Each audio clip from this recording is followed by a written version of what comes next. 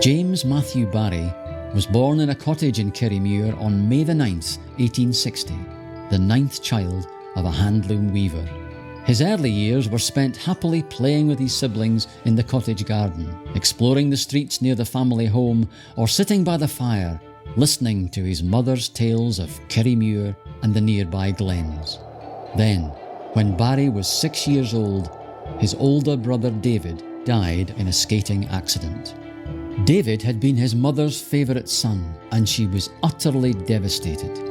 Barrie was only 6 at the time, and if any family has ever lost a child, you know what a devastating effect that can have. Time stands still, life goes into slow motion, and the image that you have of the person who has died stays the same forever. The child who has died never gets to grow up, and so David Barrie never got to grow up. In a desperate attempt to heal his mother's broken heart, Barrie would tiptoe into his mother's bedroom, dressed in his brother's clothes, and whistle in exactly the same way David had whistled.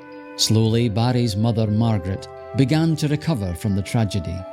Gradually, Margaret turned her attentions to her other children, and soon realised that her second youngest child was a natural storyteller. Encouraged by his mother, Barrie would often turn his stories into plays.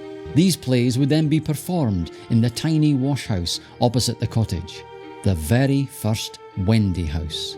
When Barrie's father found a new job as chief clerk in Kirriemuir's Gairy Works, the family left the cottage, and after a brief spell in Forfar, moved to Strathview, a large house overlooking the linen factory. The family were no longer humble weavers, and when he left school, Barrie went to Edinburgh University. After graduating, Barrie found a job as a journalist in London, but he returned home to Kirriemuir as often as possible. When Barrie left Kirriemuir in 1885, he described himself as the typical Scotsman on the make. But when he was in the big time in London, he never forgot about it, and many of his successes were written about Kirriemuir in its past, in its days as a handloom weaving community, when people here followed the Auld Licht religion.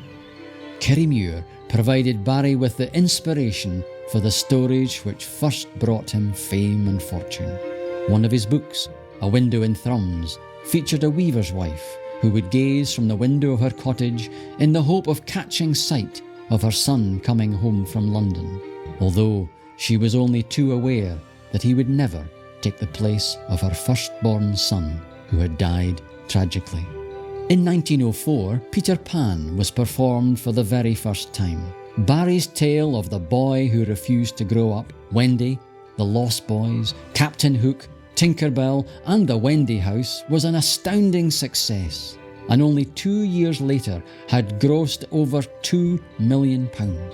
Barrie was the Andrew Lloyd Webber of his day. Barrie's success as a playwright was guaranteed, and he was only too happy to share his good fortune with the people of the town where he grew up and where he was still a frequent visitor. As a boy, Barrie would often climb up Kirrie Hill to watch the cricket matches that were played on the plateau on the top of the hill. And in 1930, Barrie gifted the town with a specially designed cricket pavilion. The cricket pavilion also housed a camera obscura, providing the most amazing views right across Angus.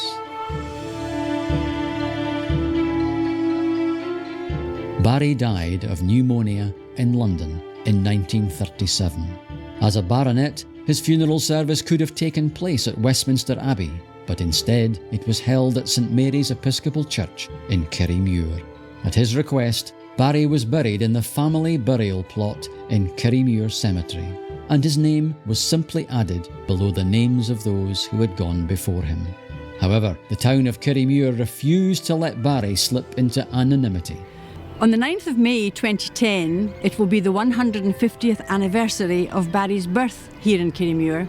His works are famous the world over, so we feel it is only right that Kirriemuir should be at the heart of celebrations of this big milestone in Barrie's life, and we look forward to welcoming visitors from the world over in 2010.